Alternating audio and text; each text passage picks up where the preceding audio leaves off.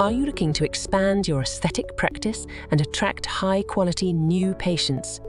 Discover the power of digital marketing in growing your practice with a personalized strategy session. Join Ryan Davies, Equa's Marketing Director, for an exclusive 90-minute meeting. Ryan and his team will invest hours prior to your session, crafting a customized marketing plan tailored specifically for your practice. This invaluable opportunity comes at no cost to you, with no commitments attached. Schedule your meeting with Ryan today and take the first step towards transforming your practice with the potential of digital marketing. You are listening to another episode of the Business of Aesthetic podcast series brought to you by our gold sponsors MRP and Equa Marketing. We also want to thank our silver sponsors ProNox and Lenger Law. If you would like to network and share your experience with our podcast guests and other aesthetic industry professionals, join our Facebook or LinkedIn communities by searching for Business of Aesthetics. Prepare to be inspired as we introduce an esteemed professional in the field of plastic surgery.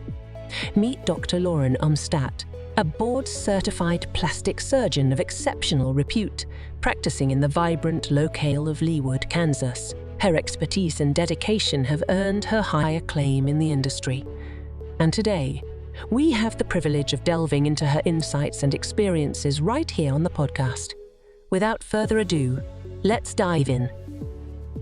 Dr. Mike Roskies, welcome to the show. Tell us a little bit about you, your practice, what you specialize in, and then we'll get started with some nitty-gritty questions.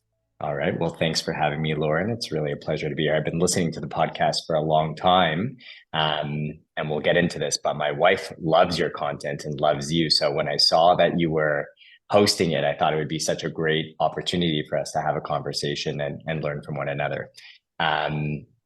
So for me, I'm Mike Roskies. I'm based here in Toronto, Canada. I graduated residency about 6 or 7 years ago now.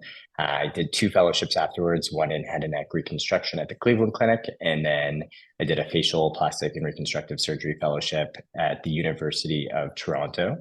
I'm originally from Montreal, had planned always to go back to that city, but once we left our little pocket and our little bubble and saw the world outside of Montreal and really fell in love with the city of Toronto, we realized that it would be a great opportunity to start fresh. We were pregnant with our first, and so I decided to stay in Toronto. After my fellowship, I joined the practice right away, set up shop a couple years after that by buying into my own practice with a partner who does exclusively body surgery, which is called Yorkville Plastic Surgery Center. And so I'm a facial plastic surgeon.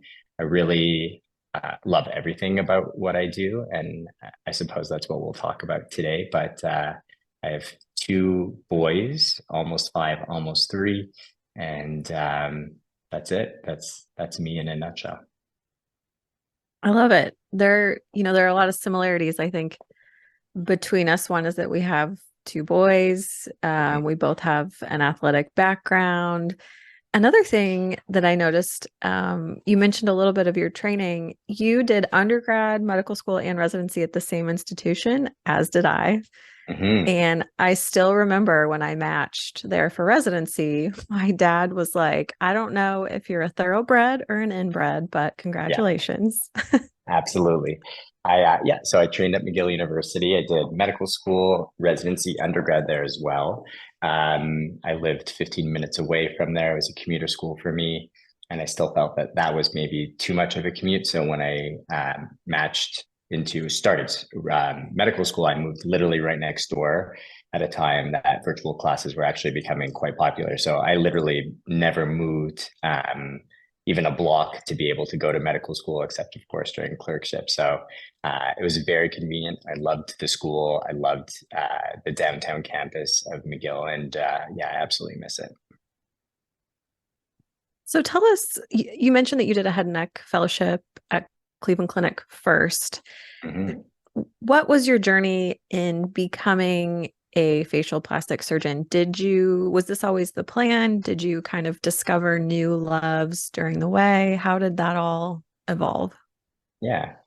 I loved plastic surgery. I remember even as a young kid, like most, seeing the show Nip Tuck and really falling in love with, I think more so the lifestyle surrounding it. And when I was a medical student interested in plastic surgery and reconstructive surgery altogether, I remember meeting with a very well-known, very well-established plastic surgeon, just asking some preliminary questions, trying to figure out exactly where I wanted my career to go. And I felt like I was just talking to an alien, like somebody from a different planet who could not relate to me at all.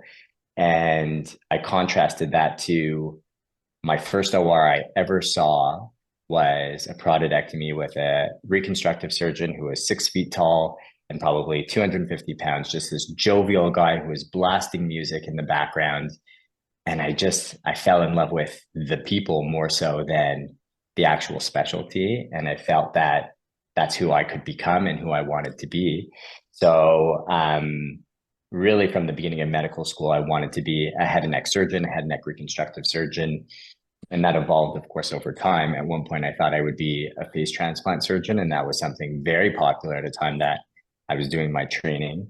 And Cleveland Clinic was really one of the big centers in the US, having done probably one of the first, I think, partial face transplants at the time. And so that became my goal very early on, was to get that training, immerse myself in that environment. And I realized I hated it.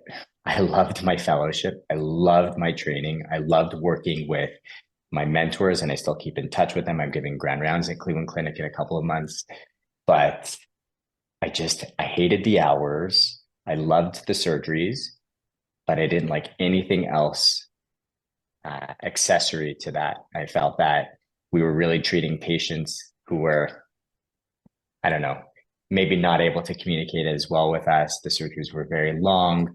Their outcomes were, or outlooks on life were not necessarily as good as we wanted them to be. So I think selfishly, maybe a little bit unselfishly, to be part of our patients' journeys, I just fell back on cosmetic surgery, which I really always loved. And very early on in that fellowship, I just fell in love with the surgeries themselves. I loved the ability to make my own schedule and kind of create my own life. So it was kind of a no-brainer from then on. For those that aren't intimately aware of what the reconstructive world is when head and neck surgery, give them a sense of what were the hours that you hated and how do those cases occur? Talk about the patient population and some of the challenges that come along with traumatic and malignant processes of the head and neck. That's right. So, as a fellow at the Cleveland Clinic, I served as almost a junior staff. And in that capacity, I was on call for about 7 or 8 weeks that year, during which we did a lot of facial trauma. Many of those patients were involved in motor vehicle accidents, but a lot of the times it was mostly just drunken fools falling on their faces and injuring themselves. And that was, the surgeries again were very cool, but it's unsatisfying work because you don't get to see those people in follow-up. You don't get to know what happens to them long term. And that was matched with, of course, the bread and butter of the fellowship, which was head and neck reconstructive surgery, doing a lot of free flaps. In my year, we did 100 some odd free flaps. It was very, very busy. My hours were 6 a.m. to sometimes 2 a.m. I remember being the first car arriving and the last car leaving in the parking lot every single day. And, it's this hedonic treadmill that you're kind of on, and you never really get a pause. You're married to the work. You're constantly involved in surgeries and patient care. And even still, I constantly felt a guilt that I wasn't doing enough as a fellow when I was there. And it was a very weird kind of in between to exist in.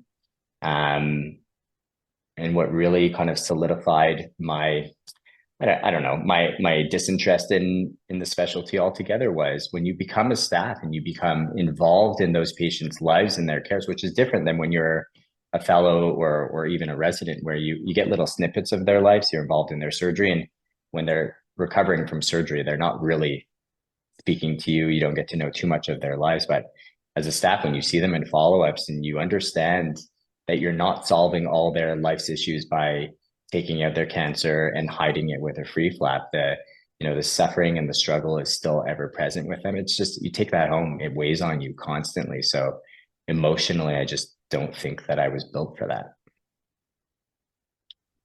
On the flip side, there is a lot of stress that goes along with doing cosmetic surgery on patients, ensuring that preoperatively they have realistic expectations with what you're going to give them. Operatively trying to optimize every single maneuver to give them the best outcome. And then afterwards, walking them through this huge process of recovery. So let's fast forward a little bit into some of the different challenges that you face with more cosmetic procedures and that patient population. Sure. I had a medical student observe me the other day, and she goes, "So nice to see how so early on you're so successful in your career." And I said, "Well, I'm only so successful because I failed a lot." And that's the truth. But most people don't see that. You hit your stride at a time where people are starting to notice you and notice your work, but they don't see the 3 years prior where you struggled for a very long time with every aspect that you had just touched on, both preparing patients for surgery, technically carrying out the procedure, and then constantly being available for them and for their families. That's a hard thing to manage. I remember when I first started out, I had a different email address crafted for who was my patient care coordinator, but frankly, it was just me reaching out to patients beforehand, getting them to sign documentation. I was very present in my patients' lives. They all had my personal cell phone number, which I no longer give out. And I think that's something we can talk about, is the evolution of me setting up boundaries with my patients. But it's amazing how far, reflecting on the last 6 years, how far I've come, and I'm proud of it for sure, but it has absolutely been a struggle. It's not easy. Yeah. And I, for the listeners, so I'm younger in my career than Dr. Roskies, and I have reached out to him a couple times, and the struggles are really there. I think professionally, we're all selfishly wanting the best outcomes. I mean, yes, we want the best outcomes for our patients, of course, but selfishly, we want to be the best that we possibly can be, the best in our field. Talk about that growth as a surgeon and how did you just go home and ruminate every night about the case you did that day and the lady you saw in follow-up who's 1 week out, who's worried about some little ripple or pucker? I mean, how was that initially? And then how is that now? And are you where you want to be with all of that stuff? Or do you see that you're still continuing to evolve and improve that? I hate to even say the word balance, but that aspect of the field that we're in. Sure. I think the second you stop taking those thoughts home with you is the second that you no longer offer the best possible service and outcomes in yourself to your patients. We are in this field, which is very competitive, both to get into, but also to exist in and to thrive in because of who we are. We are absolutely type A personalities who are not used to failure. And I think that especially at the beginning of my career, there was no question. I relived moments of surgery. I relived patient interactions many more times than the only time it occurred. And you take it home with you and it eats you alive. But it's what teaches you how to be more resilient and how to be better and how to grow. And I think that is just part of what I like to refer to as the sequence. So, you talked about trying to be the best. I think you really only can be the best version of yourself, having learned from people who are the best versions of themselves. The guy who wins the Nobel Prize in math doesn't talk negatively about the elementary school teacher who taught him arithmetic.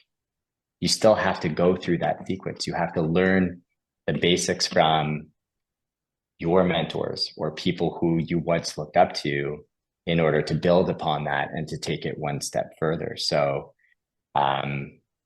it's just part of the process. The sequence is meant to be there for a reason, but the second you think that that sequence has ended is the sequence you no longer offer that great service to people. Yeah, that's pretty incredible, having that healthy hunger for yourself, but also just a true and deep appreciation for everybody that helped you get to where you are today. Yeah. Give us a sense of your average week right now. Sure. It's busy, busier than I would like it to be. And of course, I'm speaking now from a position of privilege, where we have built up a business that is getting a little bit too busy for my liking. And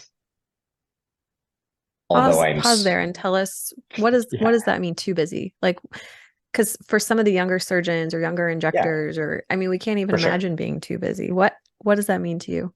Surgery is not just physically taxing, it is emotionally draining. There's only so much that you can give to one patient, to one staff member, to members of your family, right? You have this limited resource of not just time, but attention. I think that is our greatest limited resource, is where you spend your attention. And for such a long time, I gave everything to my business. I gave everything to being the best version of myself. And then I would come home and fall asleep on the couch. And I had two young kids. And, I feel a little emotional talking about this, but I've debriefed about this quite a bit with my family and my staff.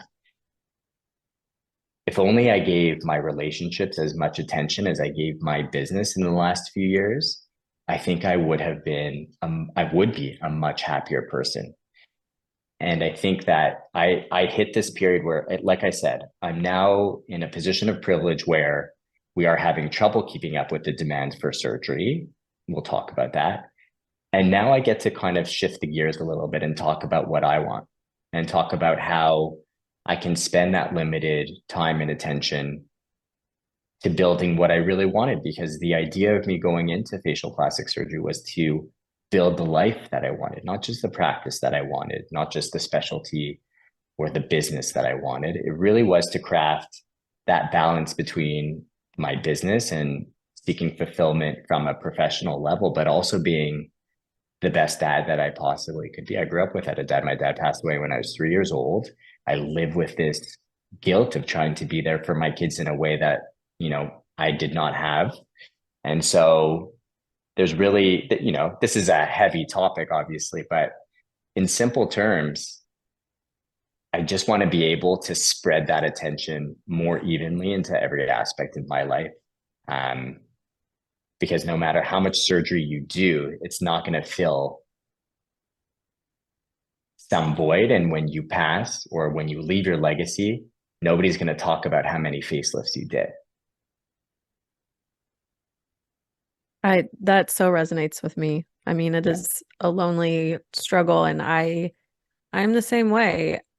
I right now feel like, and I've had the same exact conversation with my husband, I feel like I give 99% at work and I come home and I give 1% to him and my two kids. It is not fair to my children and my spouse. But I think it's more common of a problem than most people are willing to talk about, or even, I mean, recognizing it in your own world is I think the first step. What you mentioned, that you guys are kind of at capacity or over capacity with volume. How do you work through choosing patients or triaging things? Do you just raise your prices and they self-select? How have you guys kind of played around with that? I hate to call it a problem, but it's just a challenge. Yeah, it's a challenge. It's a little bit of everything. We have tried very hard to keep up with or reduce our wait list. I think that it is unfair, and you will eventually lose good patients if your wait list is over 6 months. And we're trying to get it to 3 to 4 months, and it has been a struggle. And it's just a law of the universe. If you raise your prices, people are going to want to do surgery with you more. So we've tried. I have gone up on my pricing. This is a business podcast, so I feel comfortable talking about this. We've gone up 35% on our pricing in the last 12 months. And it's been not all at once. It's been 5% at a time. Every single time our waitlist has reached that capacity.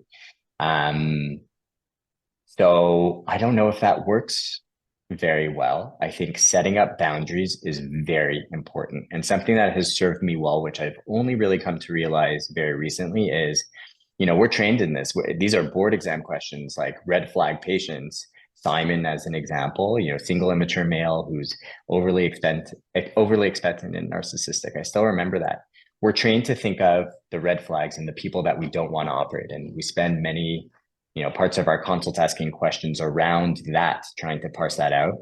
I think what I've tried to do more recently, which has served me very well, is the exact opposite. We've actually developed an ideal prototype of patient that we want to operate in specific scenarios for specific surgeries. So we've crafted this, and my consultant will come out of the room after having done the first part of the consult. And she'll know, she's worked with me for a while now. She'll know exactly if I want to operate on that person or not, based off of that positive prototype that we've developed. If somebody checks all the boxes, it makes my life super easy. I know that they're going to fly through and do very well after surgery. And not everybody checks every single box, but we're trying to check some of them in order to go forward with it. So the folks that don't check hardly any, how do you navigate that discussion? Do you refund their consult fee? I would imagine that's a little uncomfortable. Very uncomfortable. We do not charge $1 for consults. So every single one of my consultations is free advice that I offer to patients. If I don't feel like I can offer them what they're looking for, we shift gears. And in the second half of the consult, we actually talk about what they are looking for. And I may make recommendations for surgeons nearby that can help them accomplish whatever goals they're looking for. That's part of my philosophy as we, it's an amazing marketing technique. It's called positioning as a service. And it's really guided me very well in my career and my practice, in that I may not be able to offer what everybody is looking for, but at least I can guide them and offer them some professional advice towards that. So our consultations are no charge. I think that takes a little bit of the pressure off. I do not fare very well with saying no to patients. We have a keyword that I'll use in my consultations, and my coordinator will sometimes help navigate that discussion.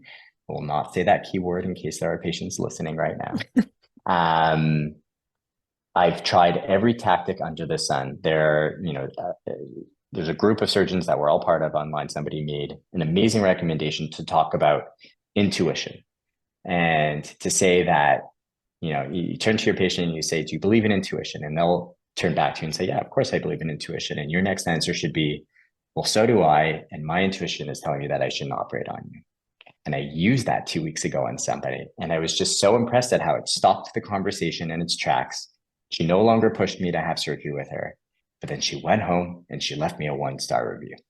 So there's no great way of navigating that discussion. I think it really is person specific, but it's hard saying no. It is hard saying no. Yeah. Safe words and 1-star reviews.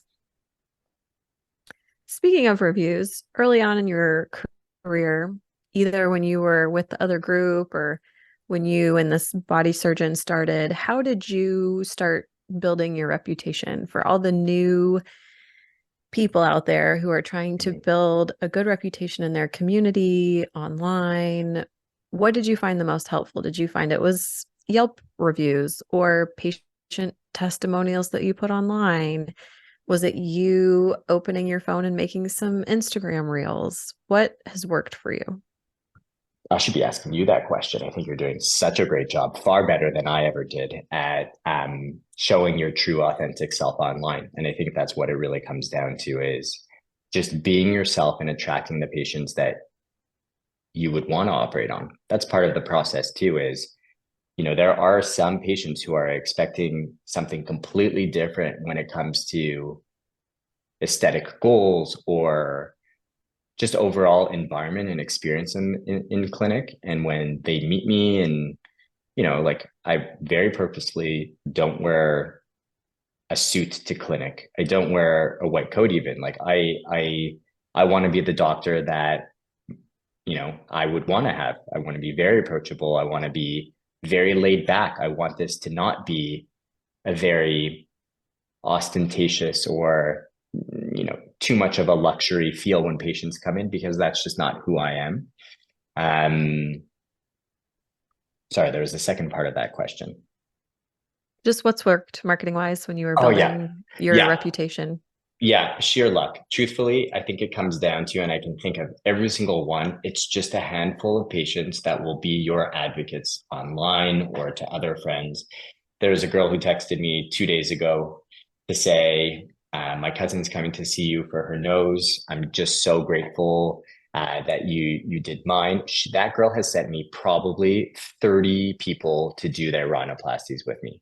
There is no Google AdWord. There is no reel on Instagram that you can make or pay for that will generate that solid word of mouth. So it just comes down to offering the best possible service that you can to every single patient, not expecting anything in return. But you really do have to have those champions for you who will leave you the reviews, allow you to post their photos, allow you to share their stories, which I think is really what people are interested in now, is motivations behind surgery, the recovery process, how people felt about their, I don't know, I guess, relationship with you. All of those things matter, and you can't orchestrate it. It just kind of happens over time. Yeah, the recent story that you shared on Instagram was really pretty impressive. One, with Yes. the patient's history and what she had gone through. And then two, as a surgeon, I love when other surgeons share the healing phase. It's good to show bruises and swelling and puckers and pleats. And I think that I purposefully show all that stuff during the consult before someone decides to take the plunge. But Mhm. I think putting out on social media just allows patients that much more reassurance Yeah, after the fact when they do look a little crazy those first few weeks.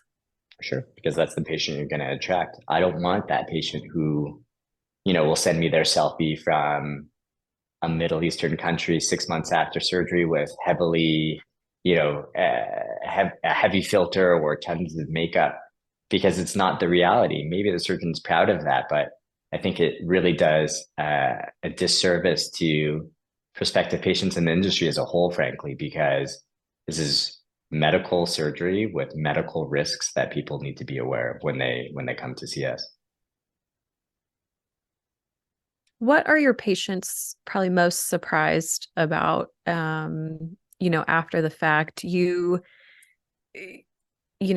championing the preservation facelift. Your neck lift Mhm. results are really phenomenal. Thanks. So for the face and neck lift patients, what are some things that maybe they wish they would have known before taking the plunge, or maybe things that they may tell their friends before their friends come to you? Yeah, I was trained in, I think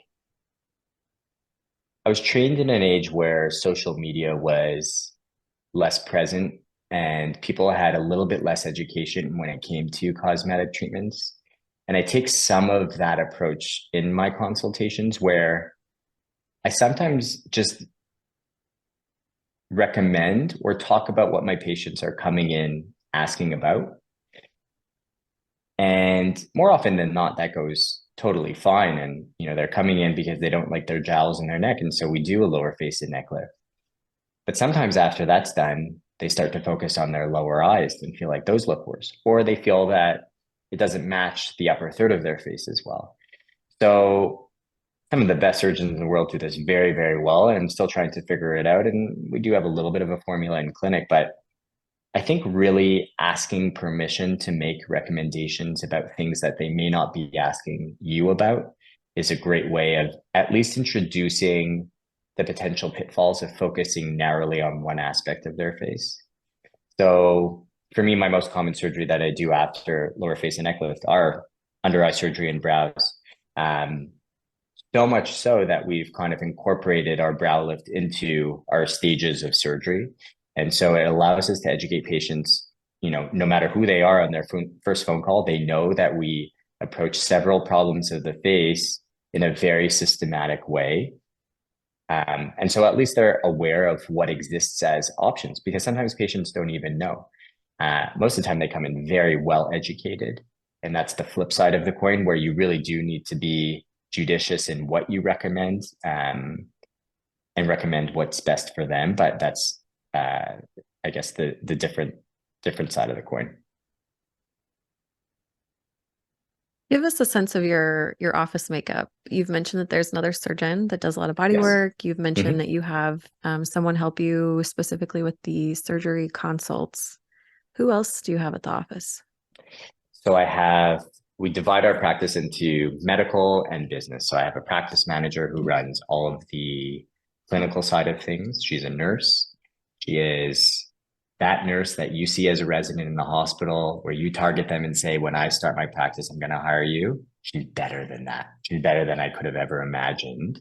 And so she started with us, and very early on, without her even coming to me and asking for something different, I asked her to be my practice manager and run everything. So that's been a godsend. The business side of things is run by my wife. She is outside of the office. I keep her away from the politics. She and I both like that aspect of it, because I've been in practices where families were involved, and I think that's just unfair for employees. So my wife runs the business aspect of things, which involves marketing, social media, the financials of everything as well. My office is a surgery center with two operating ORs, one which is a little bit more full scale than the other. So we use that one for our GA cases. My partner operates 2 days a week. I operate 3 days a week. So we split that specific ORs. I'll do hair transplantation in the other OR 1 to 2 days a month, just for friends or husbands of my patients in that one. And yeah, we have some shared employees. We employ a staff of 15 casual nurses in the OR. It's a big production back there. We have an executive assistant who also serves as administration and reception, as kind of a jack of all trades. And then we outsource all of our financials and accounting to a company. Anesthesia wise, do you have someone that contracts with you or someone that's employed by you? Yeah, it's an interesting environment here in Toronto. This far predates me, but many of the hospital anesthesiology groups band together and serve specific practices. So it's an amazing service that they offer us, because we'll always have somebody available, no matter how short notice we let them know that we have a case going. So, one anesthesiologist kind of controls the schedule, but it's a rotation of about 6 or 7 from Toronto General Hospital that serve our patients. That's incredible. And what percentage of your surgery patients travel to you, and how does it work? I know there was some discussion recently on our group about patients from other countries. Mm-hmm. Yeah. Touchy subject, because we do get a lot of inquiries from the US, especially for surgery, and it ebbs and flows. There are times where we just universally shut people down. The problem is that you do have to carry extra insurance, not just for yourself, but also all of the ancillary staff in your office, including the anesthesiologist. So it can be quite pricey. We have basic insurance through our Canadian Medical Protective Agency that all physicians have to pay for in Canada, and that will cover you for any malpractice, I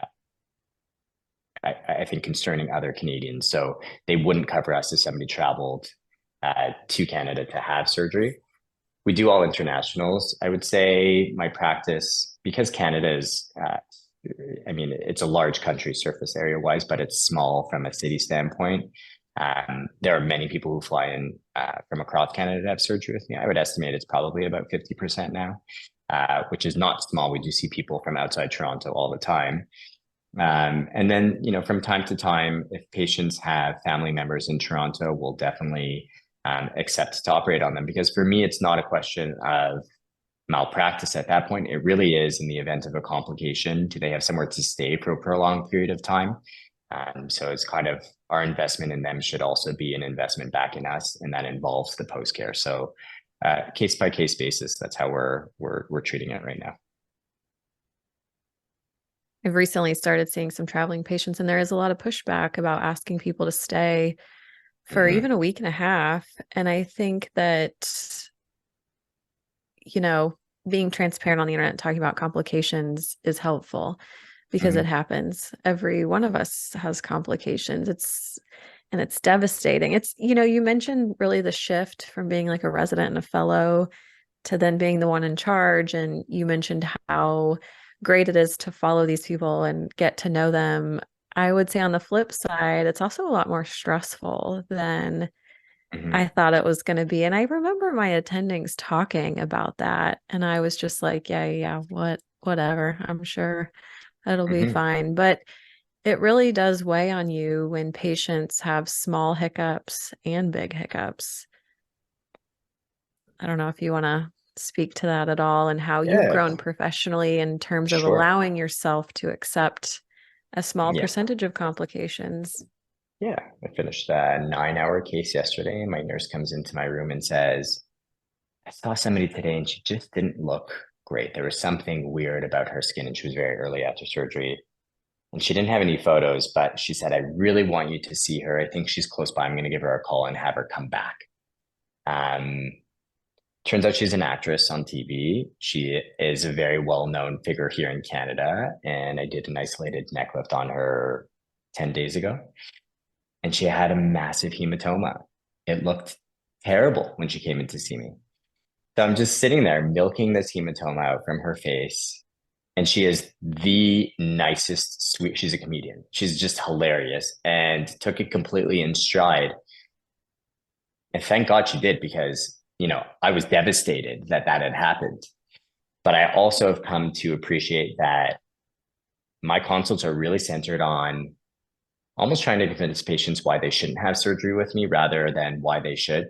And we focus a lot on complications. I show my worst outcomes to some patients that I really think are showing me that they can be unrealistic with their expectations. I have a little folder on my iPad.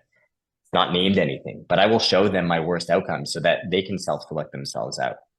Um, it comes with the territory. You'll have the best days and you'll feel like you're the king of the world, and then something will humble you within a split second right afterwards. So I think it's really important to just keep an even head about everything. And by the way, we didn't touch on it, but we almost did with reviews.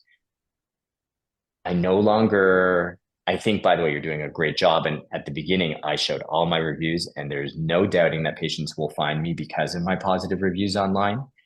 But I tend to focus on them less. I don't post positive reviews that I get online anymore because I don't want that positive validation to prove to me that I'm a good surgeon or that I care about my patients.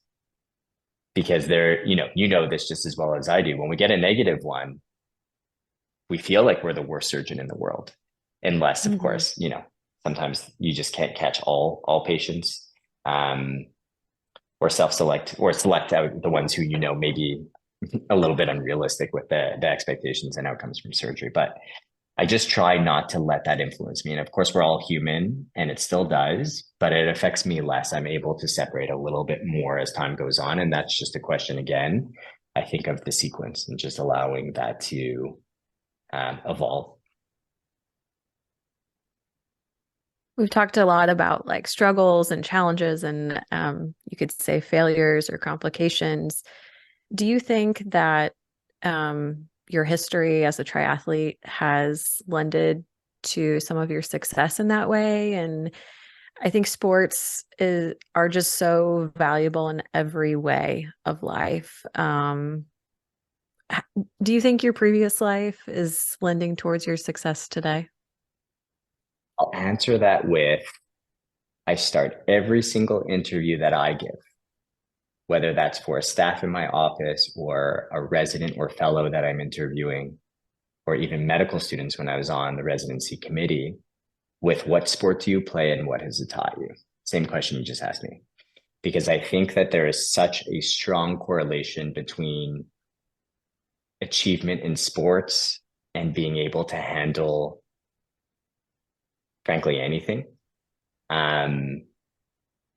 Being a triathlete has taught me almost everything I need to know about myself, in life, professional and personal.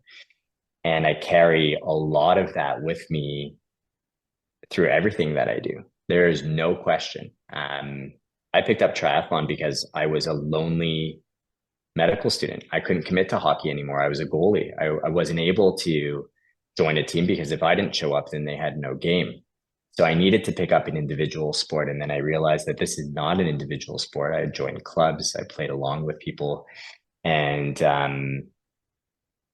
being able to push your body further than you thought was possible teaches you so much about yourself and what you think you can't accomplish, and then you do.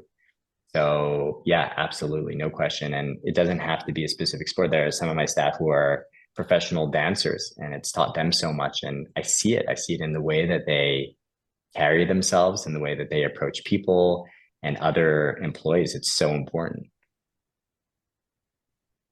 Do you still find time to be active? You talked about my ideal week. In my ideal week, which happens quite frequently, I jog to work. I live 6 kilometers away. I guess that's 4 miles.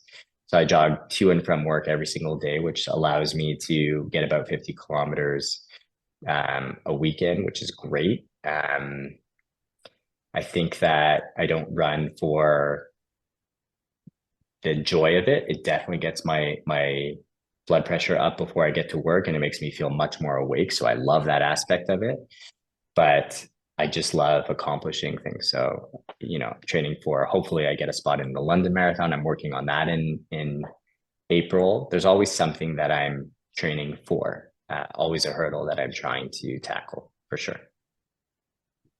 That's actually our anesthesiologist. She's an avid marathoner. Mm-hmm. She's always flying to some country, running some incredible race. So she did the London Marathon, I think, previously. I'm jealous. It's hard to get it. Yeah, I think she's really good. Or I know she's very good. Rounding out our interview here, what are some things that you're looking forward to in the future, either for you professionally, for your office staff, for your patients? When you go to bed at night, what are you excited about? Yeah. Full scale facial rejuvenation, which does not just involve the surgery, but every aspect of preparation and post-operative recovery. And whether that's in my current space now or something a little bit bigger, Dominic Bray, who I visited with a year and a half ago, does this, I think, better than anybody else. But to be able to cover every logistical concern for your patients, whether they are coming in from out of town or even locally, by allowing them to stay for a prolonged period of time in your center, by treating them with hyperbaric oxygen and red light therapy, even IV drips, whatever it takes to allow them to heal even better, to improve the surgical foundation that you just laid, I think really would allow me to become a destination for facelift, at least in Canada. That's what I'm constantly working for on a professional basis. Personally, we touched on this. It's balance. I want to be able to give as much to my family and to my friends as I do my business. And that is not going to always be a constant ratio of 50-50. I know some things are going to require more attention on either side, but I just want to be more conscious of it, because success in a professional realm when shared with nobody is worth nothing. Who cares? I don't care how much money I made last year. I don't care how many noses or faces I did last year.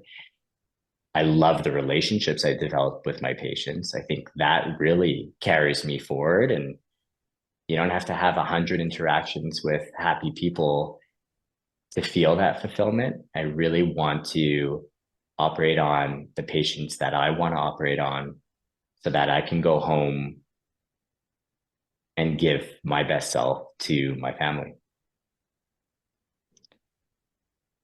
Dr. Mike Roskies, where can people find you if they want to follow you?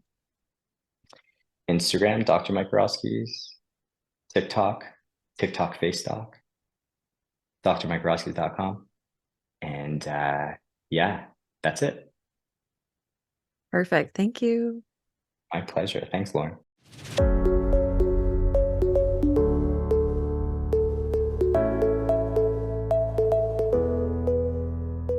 Are you ready for more? Swing by www.businessofesthetics.org.